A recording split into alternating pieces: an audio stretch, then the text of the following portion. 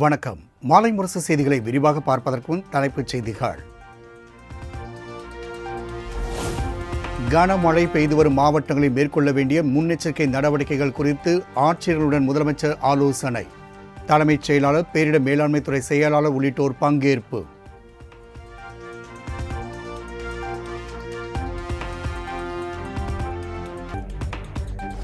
நகரங்கள், மையங்கள் வாரியாக நீட் தேர்வு முடிவுகளை வெளியிட்டது தேசிய தேர்வு முகமை. உச்ச நீதிமன்ற உத்தரவை தொடர்ந்து மையங்கள் வாரியான நீட் முடிவுகள் வெளியீடு.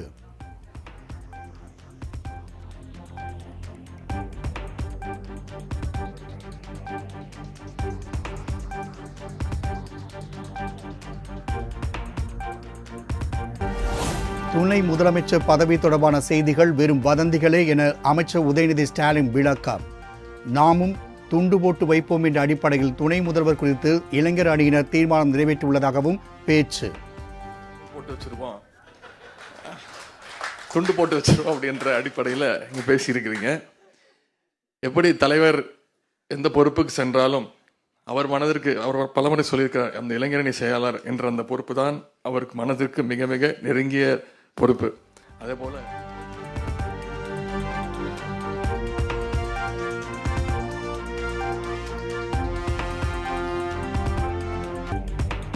பிரதமர் மோடி 1000 முறை வந்தாலும் தமிழ்நாட்டில் பாஜக ஒருபோதும் காலூன்ற முடியாது என அமைச்சர் உதயநிதி ஸ்டாலின் விமர்சனம். பொய்யை மட்டுமே மூலதனமாக கொண்டு பாஜக செயல்படுவதாகவும் சாடல். நான் அப்பவே சொன்னேன், நீங்கள் 6 முறை இல்லை 1000 முறை வந்தாலும் தமிழ்நாட்டு மக்கள் உங்களை ஏற்றுக்கொள்ள மாட்டார்கள். எங்கள் தலைவரையும் சமூக நீதியின் தான் தமிழ்நாட்டு மக்கள் ஏற்றுக்கொள்வார்கள் அப்படின்னு அதை நிரூபித்து காட்டிய தமிழ்நாட்டு மக்களுக்கு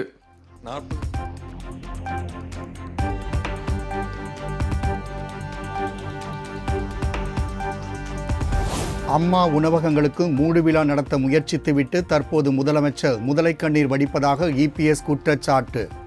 வாய்ப்பந்தல் போடாமல் திமுக ஆட்சியில் மூடப்பட்டுள்ள உணவகங்களை திறக்க வலியுறுத்தல்.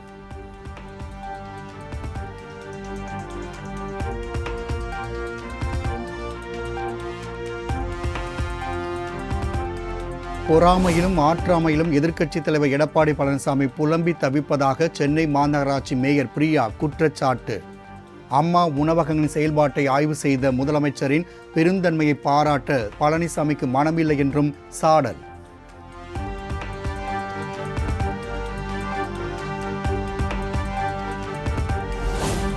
தமிழ்நாட்டில் 9 டிஎஸ்பிகளை இடமாற்றம் செய்து காவல்துறை தலைவர் சங்கர் ஜிவால் உத்தரவு. தாம்பரம் மணிமங்கலம் சரக உதவி காவலர் ஆணையராக இளஞ்செழியன் இடமாற்றம்.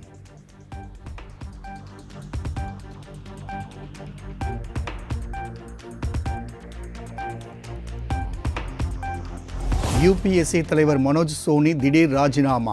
தனிப்பட்ட காரணங்களுக்காக ராஜினாமா செய்துள்ளதாக தகவல்.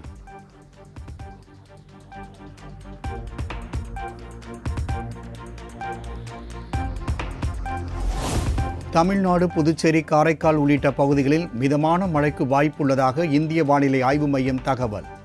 நீலகிரி, கோவை மாவட்டங்களுக்கு இன்று மஞ்சள் எச்சரிக்கை.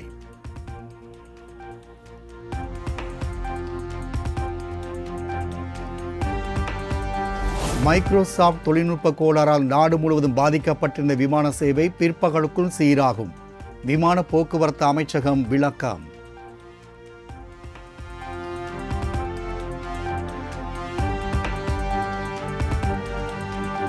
சென்னையில் விமான சேவைகள் சீரானதை அடுத்து மீண்டும் பழைய முறைப்படி போர்டிங் பாஸ்.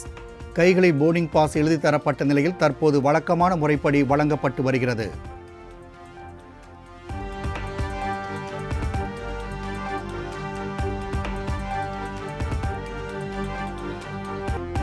தூத்துக்குடி தொழிற்சாலையில் அமோனியா வாயு கசிவு ஏற்பட்ட விவகாரம். ஒட்டப்பிடாரம் வட்டாட்சியர் சுரேஷ் தலைமையில் அதிகாரிகள் ஆய்வு.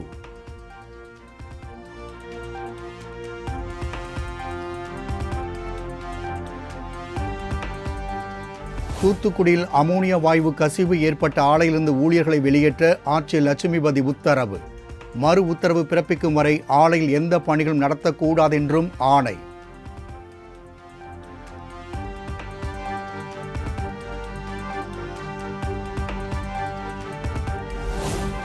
சென்னையில் வரும் ஆகஸ்ட் 31 மற்றும் செப்டம்பர் 1ஆம் தேதி ஃபார்முலா 4 கார் பந்தயம் நடைபெறும் என அறிவிப்பு. IPL பாணியில் ஃபார்முலா 4 கார் பந்தயம் நடத்த திட்டம்.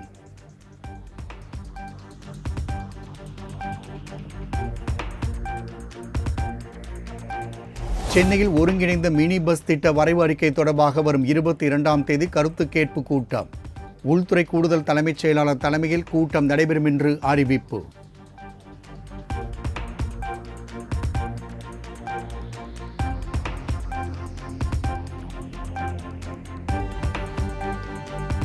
சென்னையில் ஆபரண தங்கத்தின் விலை சவரனுக்கு 320 ரூபாய் குறைந்து 54,680க்கு விற்பனை. 1 கிராம் தங்கம் 6,835க்கு விற்பனையாகிறது.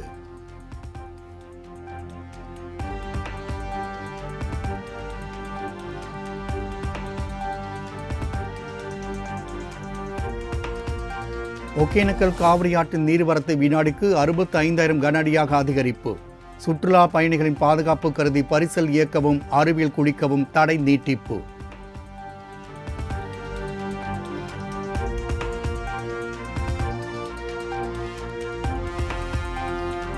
நீலகிரி மாவட்டம் முதுமலை புலிகள் காப்பகம் இன்று முதல் வரும் 22ஆம் தேதி வரை மூடல்.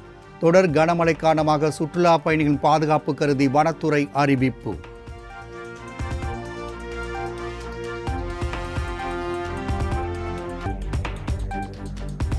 வங்கக்கடலில் உருவான காற்றழுத்த தாழ்வு பகுதி வடமேற்கு நோக்கி நகர்ந்து இன்று காற்றழுத்த தாழ்வு மண்டலமாக மாற வாய்ப்பு. காற்றழுத்த தாழ்வு மண்டலம் பூரி அருகே ஒடிசா கடற்கரை கடக்கும் என்றும் இந்திய வானிலை ஆய்வு மையம் அறிவிப்பு.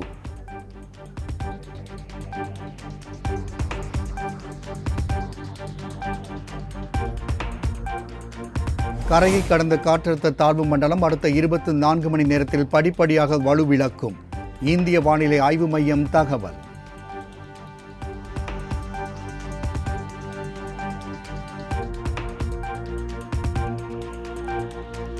மேட்டூர் அணைக்கு நீர்வரத்து வினாடிக்கு 44,353 கன அடியில் இருந்து 53,098 கன அடியாக அதிகரிப்பு. குடிநீர் தேவைக்காக அணையிலிருந்து வினாடிக்கு 1000 கன அடி தண்ணீர் வெளியேற்றம்.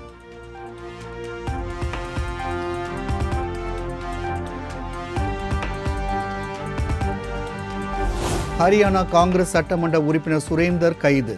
சட்டவிரோத பண பரிமாற்ற வழக்கில் அமலாக்கத்துறை நடவடிக்கை.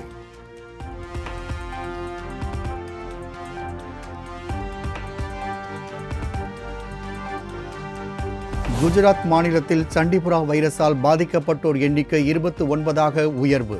15 குழந்தைகள் உட்பட 29 பேர் பாதிக்கப்பட்டுள்ளதாக அம்மாநில சுகாதாரத்துறை தகவல்.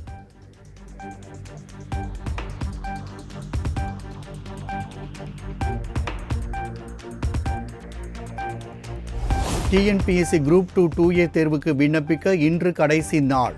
கால அவகாசம் நேற்றுடன் நிறைவடைந்த நிலையில் மேலும் ஒரு நாள் நீட்டித்து தமிழ்நாடு அரசு பணியாளர் தேர்வாணையம் உத்தரவு.